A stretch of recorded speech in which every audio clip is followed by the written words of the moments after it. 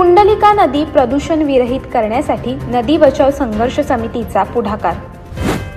रोह्यातील बारमाही वाहणारी कुंडलिका नदी रोहेकरांची जीवनवाहिनी मानली जाते। मात्र या नदीपात्रात गटाराचे सांडपाणी व घाण सोडली जात असल्याने नदी प्रदूषित होत आहे।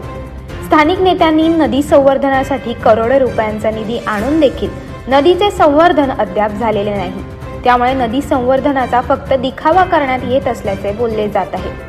अखेर नदी बचाव संघर्ष समितीने कुंडलिका नदी प्रदूषण विरहित करण्यासाठी रोहा तहसीलदार देशमुख यांना निवेदन दिले आहे। जलप्रदूषण प्रतिबंधन आणि नियंत्रण कायदा 1974 अन्वये नदी प्रदूषित करणे हा गुन्हा आहे। नद्या व जलसूत्रांचे प्रदूषण रोखण्याकरिता सदर कायदा करण्यात आला आहे। नदी प्रदूषित करणाऱ्यांना या कायद्याअंतर्गत 5 वर्षाचा कारावास आहे। दरम्यान रोहा नगरपालिका हद्दीतील सांडपाण्याचा निचरा वाढल्याचे बोलले जात आहे, परंतु नगरपालिका या पाण्यावर कुठलीही प्रक्रिया न करता सांडपाणी नदीमध्ये सोडत आहे। सदर बाब प्रदूषण नियंत्रण मंडळाच्या निदर्शनास आणून दिली आहे, तरी देखील रोहा नगरपालिकेवर कुठलीच ठोस कारवाई होत नसल्याचे चित्र आहे।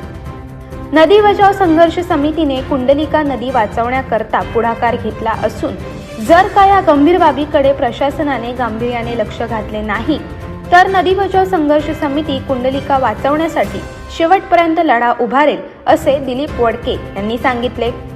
याच पार्श्वभूमीवर गेले 15 ते 20 वर्षे रोहा नगरपालिकेने आणलेला निधी विकासाचे नियोजन नसल्यामुळे कुठे गायब झाला असे बोलले जात आहे।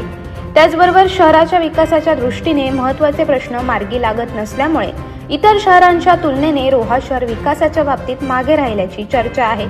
त्यामुळे कुंडलिका नदीला प्रदूषण विरहित करण्यासाठी नदी बचाव संघर्ष समिती करत असलेल्या प्रयत्नांचे सर्वत्र कौतुक केले जात आहे। अशाच अनेक घटना आणि बातम्या जाणून घेण्यासाठी सबस्क्राइब करा आमचे YouTube चॅनल केवी न्यूज आणि इन्स्टा पेज कृषीवल न्यूजला फॉलो करा।